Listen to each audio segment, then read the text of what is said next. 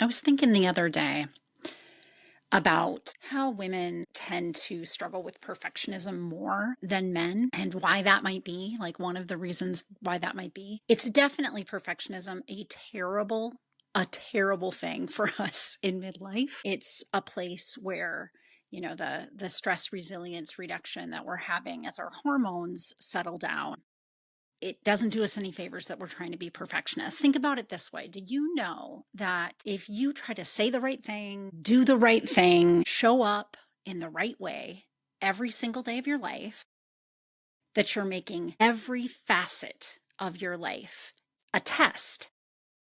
Do you like tests? I hate tests. In fact, standardized tests used to be the worst. I hated them, right?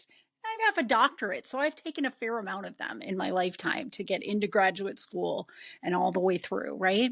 Do you really want to be making your entire life a test? Do you really want to be on edge in that survival mode all the time? I'm pretty sure that the answer to this is no. And yet, perfectionism is kind of a powerful pull into that type of mindset, into survival mode. And it's definitely something that we need to let go of in midlife.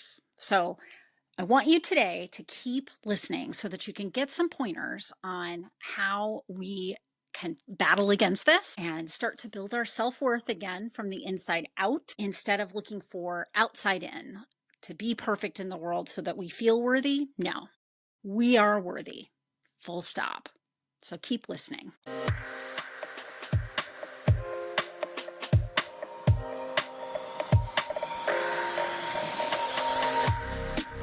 Welcome. You're listening to The Centered Midlife, a podcast that teaches women in midlife to unapologetically stop silencing their dreams and start designing the lives they want to live in. I'm your host, Dr. Natalie. And as a clinical psychologist of the last 2 decades and a twice-divorced single mother myself, I not only know how hard it can feel heading into midlife, I am living it right here with you. I have taken all the many failed attempts and lessons learned in my own life and combine it with my extensive clinical experience to give you the tools you need to make midlife the best time in your life. No joke. So let's get started.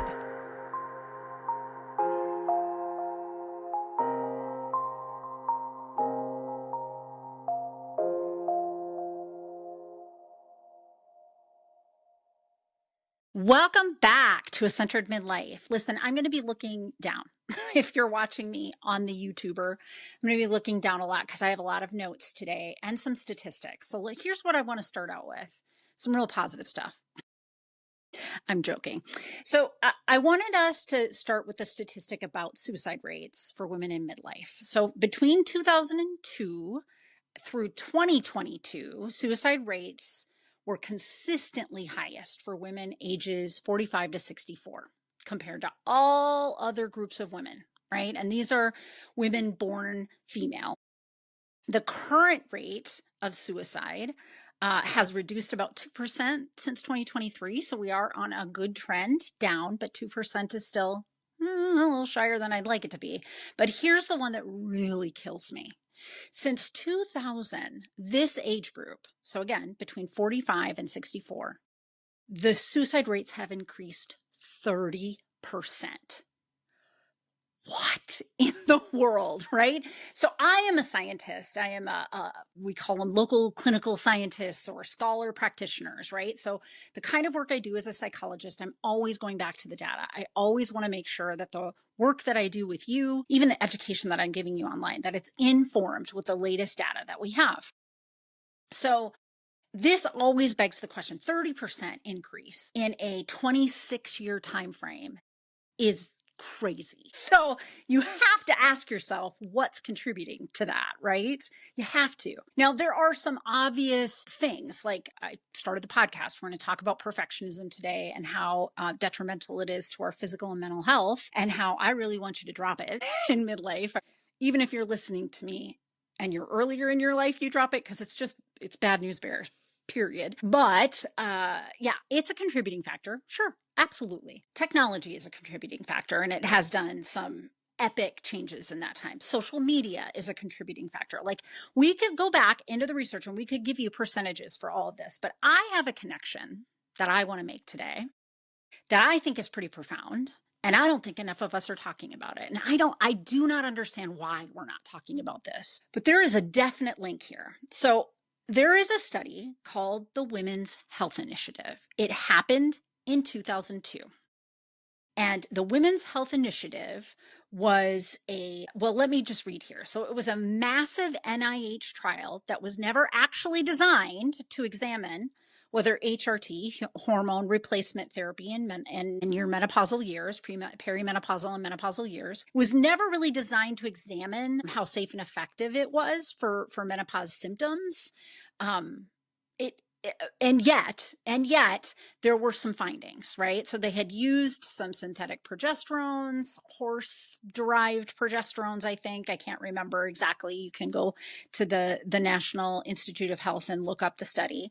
But essentially, the results were that the addition of progesterone, estrogens, HRT, for postmenopausal women, not perimenopausal, because these women were not having periods and hadn't for a year, that they had a higher risk for cancers, and there were also some implications for your heart health. Well, fast forward 20 years later, and we started to question the results of this study because it really didn't say what it was saying it said. The impact of the NIH study, but the Women's Health Initiative study, the impact of that was that doctors across America stopped prescribing HRT to women who are perimenopausal and menopausal. Just basically full stop, had hesitation with it. And here's even what happened that was even worse. The way that your doctors interface with you around your menopausal symptoms and your perimenopausal symptoms is to gaslight you. And I'm sorry, I'm not going to make any apologies for the medical field for doing this. They need to own this. They called it whiny woman syndrome. They told you in your doctor's office, this is just part of aging. They made you feel like you were somehow less than if you couldn't handle this. You couldn't handle the hot flashes. You couldn't handle the mood swings. You couldn't handle the irritability, the itching, all of it. You couldn't handle it, right? The sleep problems. Like, just get over it. Yeah, you get up at 3 a.m. No, dude, I get up at 3 a.m., which means I don't have enough sleep. And there are other studies that show us that if we keep people up all night, they go psychotic. So sleep is kind of important, right? So this is the response to this was, oh, we're going to save you. We're going to save your physical body from cancer and heart disease. Not giving you HRT, but we're going to tell you that you are just not handling it very well, right? I don't think that the linkage of these two timeframes, the 2002 to 2022 increases in the suicide rate and how it was highest for women in midlife, or the 30% increase up to now, I don't think it's an accident that the Women's Health Initiative happened about the same time. I think the two are intertwined, very much correlated. One does not cause the other, right? We can't imply that one causes the other, but there is a definite connection here that systemically women were not given any help during this time frame, that it is one of the time frames where your body is changing massively. The only other time where it changes this fast and this much is during adolescence, and that you are gaslit every time that you go to get some help. Like, could I just sleep? Could you just give me something to sleep? I get that I'm going to have night sweats, but could I sleep through them? Right? And then women turn to other things, habits that we've had for years, perfectionism being one of them, to try and hustle our way through it. Like, maybe I'm just not showing up to this hard enough, so maybe I'll just try to be perfect more. Like, we double down on some patterns of behavior that are not helpful. We might actually seek out things to self-medicate, right? Food and alcohol and, whatever you pick, right? Pain medications. We might be getting some positive response about bodily issues in different respects since we're not getting it about the perimenopausal stuff. And so we start to go into our health providers to get maybe pain medication, and all of this is numbing all of it because it's a nervous system problem, right? It's a nervous system issue. Our hormones are not allowing us to have the stress resilience that we've had. And now we're stuck. We're kind of stuck in this muck of figuring it out. And we're told we're just not handling it well when we go into our medical providers. I hope to heaven that you are not hearing this from mental health professionals, that we have done a better job of keeping up with this and not pathologizing you for having higher levels of irritability, going higher levels of divorce was, what we talked about in one of the previous podcasts. Like, I hope we've done a better job, but I don't know. I mean, I don't know I'd have to look at the statistics, and I didn't do that homework before today. But what I can tell you is that these two things correlate and that we need to address it. We definitely need to address it. Now, from a psychologist's perspective, I'm going to angle at the behaviors and patterns in your relationships that are harming you, that I know are harming you, and that I know you've been acculturated to do as a woman in America. Okay. I'm going to hone in on that because I know that you have more agency in controlling and fixing that than you even think you do. Right. And so on the podcast here, that's what I'm going to educate you about today, because that's the best I can do for you. I'm not going to be able to prescribe you hormone replacement therapy, but here's what I will say to that. We have revisited the Women's Health Initiative. Your doctors should be considering this. And if your doctor isn't, find another doctor. And if that doctor isn't, find another doctor until somebody will sit with you and have a good conversation about what your actual risks and what the benefits are, and do a risk benefit analysis of whether HRT would be useful. And if it's not, I am one of those women that it's not. The risk is actually way too risky for me. And so HRT is not the path that I've taken. I am on a nice little cocktail of psychotropic medications. So medications that we give you for mental health, but it helps to modulate that high level of irritability. There were times when I was real stabby, when I was real homicidal. I've talked about it on the podcast before. Like, I really just hated everybody, and it was getting in the way of me enjoying any part of my life. And so for me, that was the route that I went.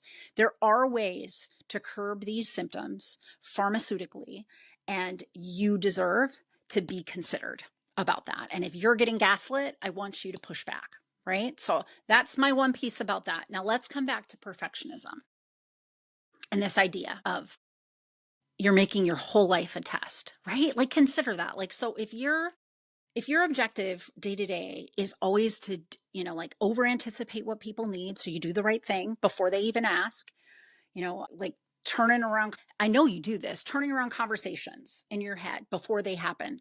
Maybe they never happen, like over and over, so that you make sure that you say the right thing. Like, if they bring this up, then I'm going to do this and I'll say this to them. And this is this and this. I've had multiple conversations with my clients where it's all conversations that have never happened, but they're kind of like pitching them to me, right? Like, well, what if I say this to my mom? Like, she's narcissistic, and it really irritates me that she can make everything about her life. I'm going through this, major life change, and all I hear from her when I go to her on the phone to get support is, "Do you just don't know how this is affecting me?" Oh, wow. Okay, mom. So I didn't realize that my life change is about you.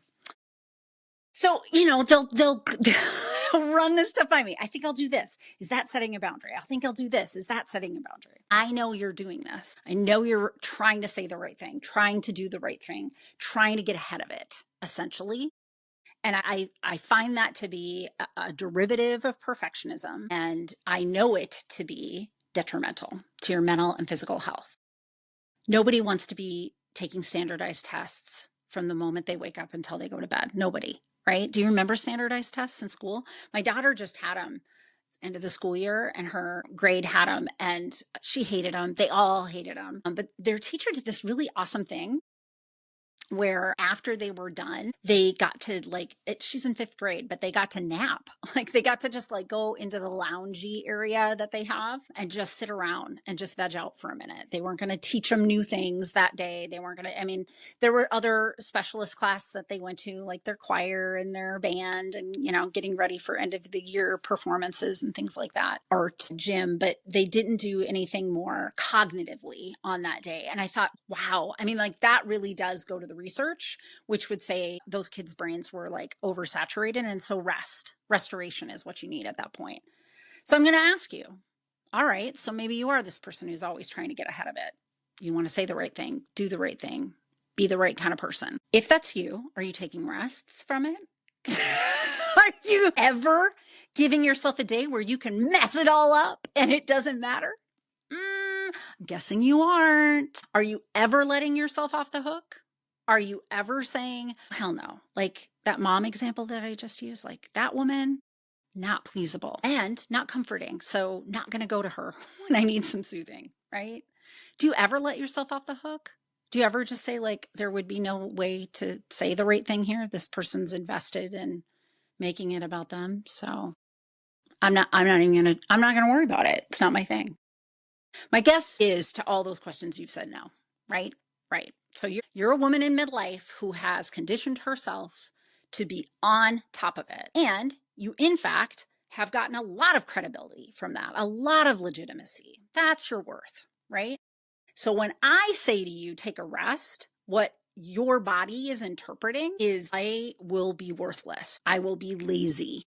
I will not be pulling my weight. You're going to start to feel in your body like I have basically shook you to your core because I'm now going to make you a worthless being. If you're not over anticipating everybody's needs and always saying the right thing and doing the right thing and showing up in the right way, you won't earn your worthiness. No, we're not doing that anymore, right? That is the very pattern that is causing us so much pain. And I would say, listen to your body. Your body will tell you when you're in it, when you're doing that, and when you're burned out and you're feeling overwhelmed. It'll show up in ways like you won't get out of bed. You won't want to go to work. You won't want to go do the thing that, you're invited to something that you would like to connect with the people, but you're just overwhelmed and done. Like so tired.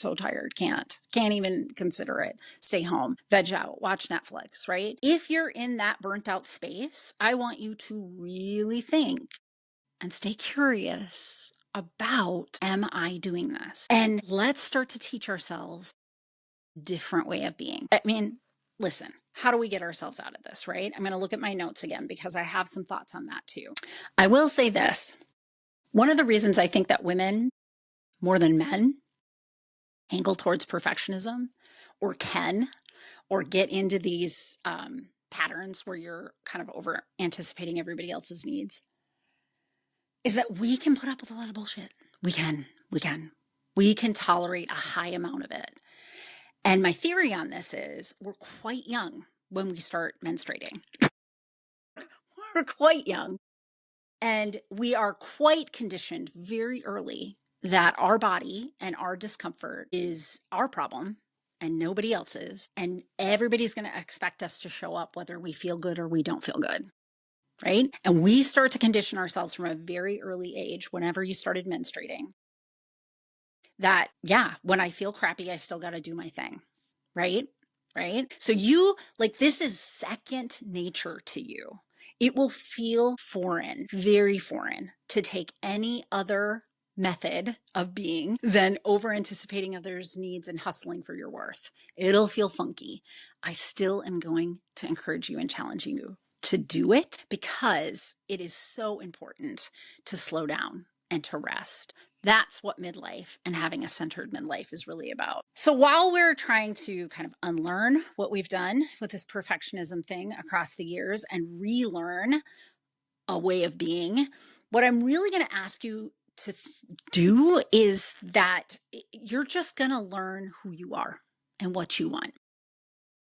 You have spent an entire lifetime spending time with other people, anticipating their needs and meeting them. You've probably spent 10 minutes on yourself. And this is what happens when you're in that perfectionism. You are at end, that period thing, right? Like you are completely dissociated from what it is that you want and need and associated with what other people want and need. And you're able to tolerate quite a bit of distress and deny yourself. So you have been, and this is like one of the TikToks that went the most viral for me on my TikTok was about this. I don't think in midlife that we're reinventing ourselves. There is no reinvention happening, right? We are meeting ourselves. We are finding ourselves. And I want you to fall in love with yourself just the way you've loved everybody else. Just the way you've loved everybody else. I'm not asking you not to love those people. I'm asking you to also love you. And you're basically meeting this version of you that you have self-betrayed and said no to you and yes to them and no to you and yes to them over and over and over. I want you to start to spend time with her, right? A day, sometimes it can just be a day. A day doesn't need to be a to-do list, right? A day doesn't need to be I'll do it right. I'll get there, meet them and meet their needs. It's about just being. If you don't feel like working, you take the afternoon off. What are they going to do? Fire you? Like for real. They won't on one day. They won't, right? You do you. You listen to this body and you let her have some rest and you start to get to know her and know what she likes and you try some things and you figure out what it is that you love. But you start to relate to yourself, and I would say to yourself first. What does Natalie need first before what does the world need from Natalie, right? And I want to just also note that some of this might be bumping up against your trauma, your childhood trauma. So remember several podcasts back, I will link it in the notes to this podcast. We talked about the SWAN study and some of these studies that have linked childhood trauma to increased or worsened menopause and perimenopausal symptoms for women. So what's the connection? What's the correlation? Well, the correlation is that we probably developed some survival mode strategies, perfectionism being one, to get through life in our childhood trauma that now, as our hormone levels go down, we don't have the resiliency to keep pulling off anymore. So we're going to have to change. We're going to have to change that. So I do want to note that I think that sometimes that's what's bubbling up when you've had these patterns of behavior of self-betrayal for as long as you have. So I'll give you an example of myself. One of the areas that I have worked really hard on since my last divorce. So, 8 years or so, it's been in this idea of, I had rejection sensitivity and abandonment issues from being in an alcoholic family system. It's just part of the gig. So that's the childhood trauma, right? And the way it was manifesting in relationships with other people, and this was not just my ex-husbands, this is friendships, this is people at work, clients even, was this. I was always in a pattern of finding people that were emotionally unavailable. And what does that mean? So what does that look like? It looks like I would find the people that needed more from me and I wouldn't need anything from them because that petrifies me to need or want or ask for help in any way, right? Had been most of my life, right? I did not like taking up space because taking up space when I was in an alcoholic family system was dangerous. Literally, not figuratively. Like, this is when you'd get verbally attacked when you had needs. Like, how dare you come up to your parents and ask for something like emotional support, for instance, when they're barely holding themselves together.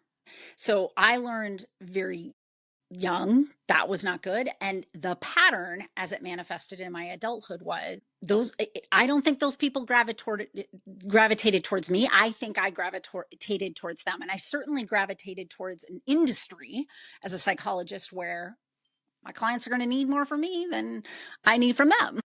I'm not getting my needs met here. But here is the rub. We're wired to be in connection with one another. Right? We're wired to have people and be in a tribe and co-regulate together and connect and celebrate together. Like everything once, and this is where oxytocin is released in our body. and makes us feel good when we're with our people. Like, this is the wiring. The neuroanatomy is very clear that this is something that we need, right? It's how we learn. We have things called mirror neurons, like a mirror in front of you. And as a child, between the ages of 0 and 7, most of your neurology in your brain is those mirror neurons. And so what is it doing? It's seeing something, it's making an imprint, and it then learns that thing, right? So the mirror neurons mirror what they're seeing in the world. And that's that hyper learning phase between the ages of 0 and 7. So I'm wired to want relationships. I desire relationships. I went out and found friendships. I went out and found, romantic relationships, and I love my family members that I'm with. However, the pattern was I would find somebody that needed me more than I needed them, because I had to fiercely protect taking up space in my own life, right? So it's just like a huge recipe for self-betrayal. It's not just the social conditioning, the cultural conditioning. This is me in a pattern of behavior where I look for those people, but then I'm exhausted by how much I'm giving to them, and I'm not getting the connection need met. And so I try to find somebody again, and I try to find somebody again. So in the last 8 years, have really started to address that. But even so, as relationships have atrophied out, like friendships where, the benefit for them was great. It was great. And it wasn't that I didn't like them or love them even. It was, this relationship is based on me, pouring in and not getting much from this. And I'm not sure if we're going to be able to resolve that between the two of us. Now, some did, some have lasted, but some friendships petered out because of that. Like, no animosity towards these people, but because I found them, and not healthy for me, right? So I've been working really hard on that pattern, but perfectionism was all sorts of in there, right? If they needed me, then I needed to be the best version of me, and I needed to do right by them, and I needed to say the right thing and do the right thing and be the right person for them. And it felt devastating anytime I wasn't saying the right thing, doing the right thing, or being the right person for them. So I've really had to reckon with that pattern. And that's an example of how childhood trauma maps out in your adult life, and how going through perimenopause, I had to set the boundaries, right? But the first part of that was to reckon with myself. Like, Natalie, why are you doing this? Why are you seeking out this person? What is the benefit here for you? Let's be curious about why you're so attracted to somebody that needs so much from you, because you're feeling really exhausted by it. Like, you don't even want to go over to their house. Going over to their house feels like, a soul suck for you. That's not a good friendship if that's how you're feeling. So either you duke it out and figure out a way to have a new relationship with this person entirely, or they're the kind of person that just isn't going to go on the journey with you to the next phase of life, right? And these might be the kinds of same patterns that you have. Listen, if you're here in Minnesota and you're looking for somebody to help you uncover what those patterns are, I have some openings in my private practice. I am happy to help women in midlife really unpack this, because it's definitely there. It's definitely there. And if you have suspicions that you had some family trauma or childhood trauma that might be impacting the way that you're navigating perimenopause and menopause, I want to help you with that, because it excites me. It excites me to help you. And I'm happy to share with you kind of what, here's how it's looked in my own journey. So back to, how do you fix it though?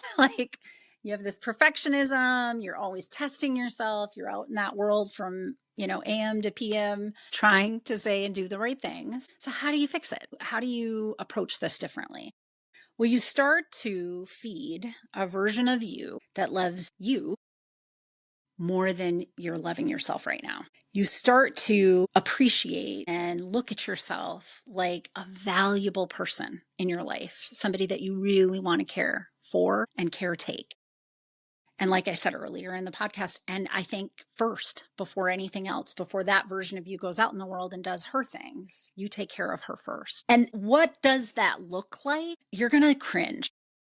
One of the, I think, best ways to start this work is to love and be compassionate towards yourself when you do something wrong, on your worst days, in the moments where you catch yourself feeling lazy, Be the nicest. Reward yourself.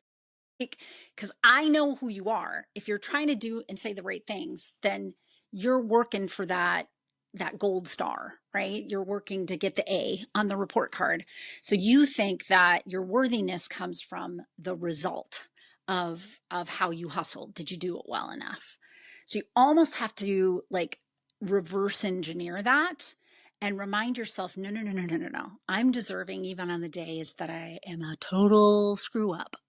Like, I really find that to be profound, and people hate it. People, it rubs them the wrong way when I first assign this as something to do, but I really encourage you to show up for that version of you the most lovingly. Now, imagine for yourself somebody that comes to you that has harmed you, wronged you, and they apologize and they're genuine about it. How kind are you to that person?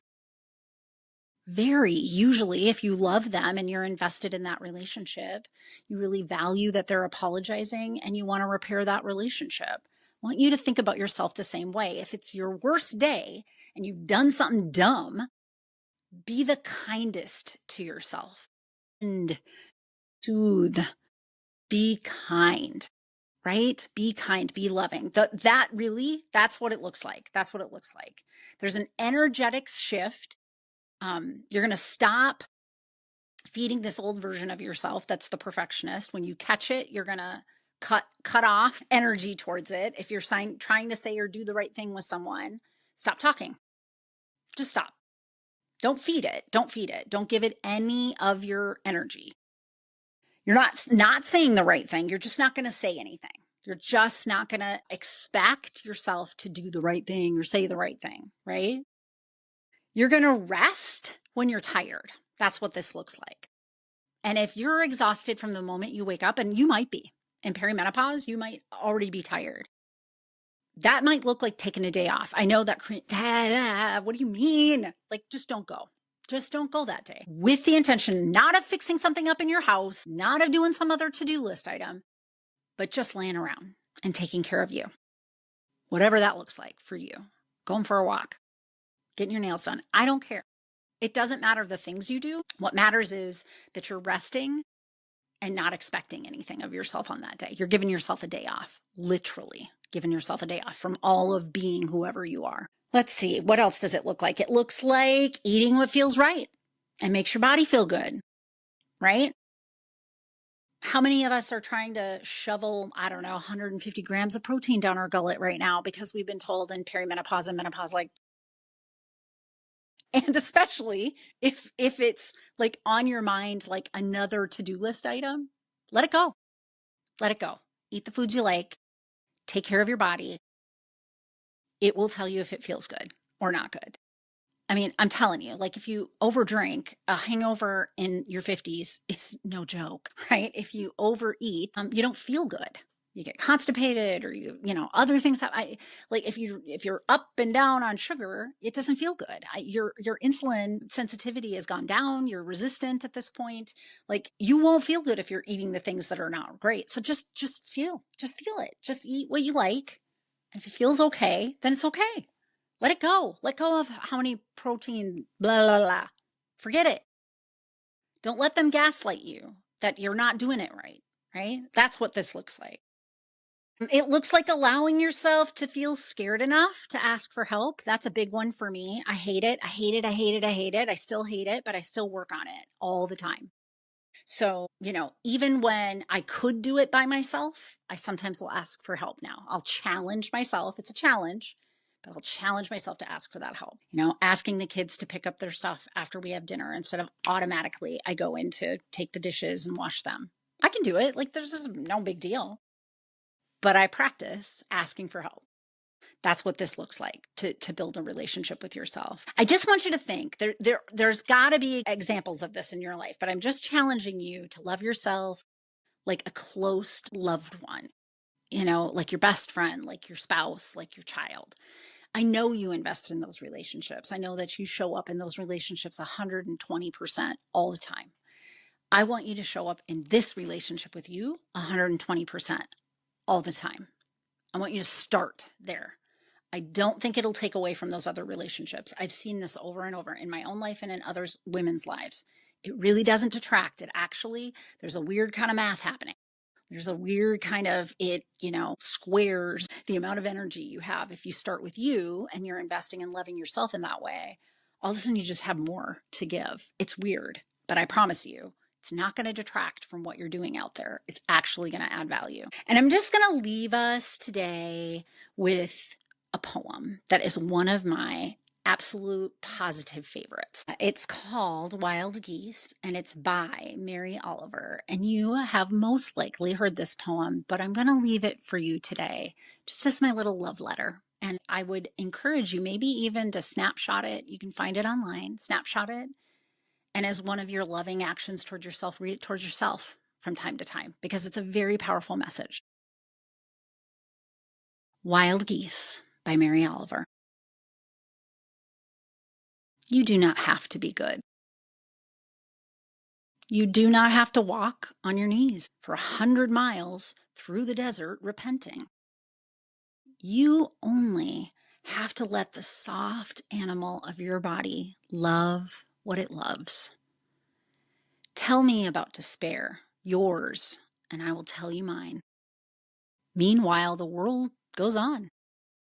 Meanwhile, the sun and the clear pebbles of the rain are moving across the landscapes, over the prairies and the deep trees, the mountains and the rivers. Meanwhile, the wild geese, high in the clean blue air, are headed home again. Whoever you are, no matter how lonely, the world offers itself to your imagination, calls to you like the wild geese, harsh and exciting, over and over announcing your place in the family of things.